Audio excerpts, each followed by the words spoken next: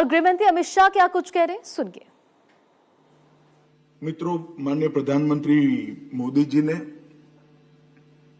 2047 में विकसित भारत का एक लक्ष्य रखा है और इसके साथ नशा मुक्त भारत का लक्ष्य भी उन्होंने तय कर हमें दे दिया है।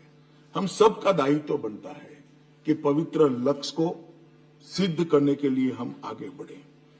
इस लक्ष्य को प्राप्त करने के लिए 26 से 29 का जो रोड मैप है वो 4 प्रमुख स्तंभों पर आधारित है। पहला स्तंभ है एनफोर्समेंट, इंटेलिजेंस और ऑपरेशंस, जो प्रमुख स्तंभ है। इसका उद्देश्य पूरे नेटवर्क पर लक्षित इंटेलिजेंस लीड कार्रवाई करें और उनके नेटवर्क को नष्ट कर देना। दूसरा है प्रीकर्सर्स एवं सिंथेटिक ड्रग कंट्रोल। उत्पादन स्तर पर ही हमने नशे को रोकने की रणनीति अपनानी पड़ेगी। डिमांड और हार्म रिडक्शन की अभियान समाज, शिक्षा और पुनर्वसन के माध्यम से हमारे शिक्षा विभाग, समाज कल्याण विभाग, युवा मंत्रालय और खेल मंत्रालय ने इसको आगे बढ़ाना होगा। और कैपेसिटी बिल्डिंग, कोऑर्डिनेशन और मॉनिटरिंग, जो तंत्र को सक्षम बनाने के लिए, समन्वयित बनाने के लिए और जवाबदेह बनाने के लिए और आधुनिक बनाने के लिए ये चौथे स्तंभ की रचना की गई है। ये रोड मैप एक प्रकार से होल ऑफ गवर्नमेंट अप्रोच और होल ऑफ सोसाइटी अप्रोच को विचार कर बनाया गया है।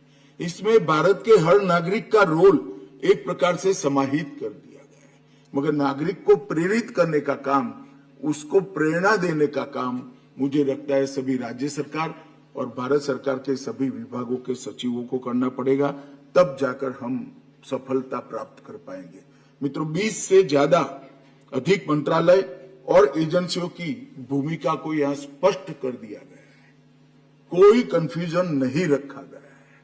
और मेरा मानना है कि इससे ज्यादा जो करना है वो सब कर ही सकते हैं, मगर इतना कम से कम करे, इतना मेरा विनंती है।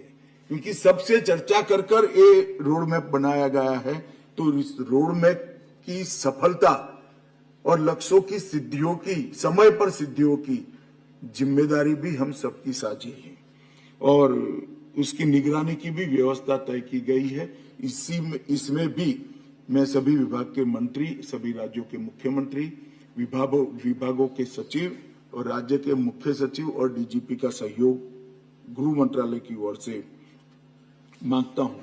मित्रों, हमने ये रोड मैप को एक अलग दृष्टिकोण से देखे तो ये लड़ाई के 3 शब्द में वर्णन किया जा सकता है। एक डिटेक्ट, दूसरा डिसरप्ट और तीसरा डिस्ट्रॉय।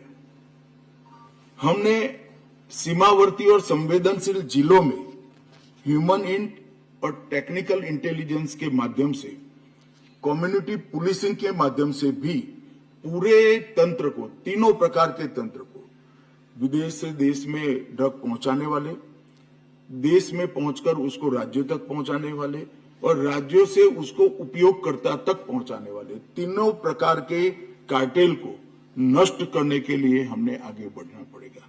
डार्क वेब मॉनिटरिंग, हवाला, क्रिप्टो ट्रांजैक्शन, जहाज और एयरपोर्ट का, मतलब पोर्ट और एयरपोर्ट का उपयोग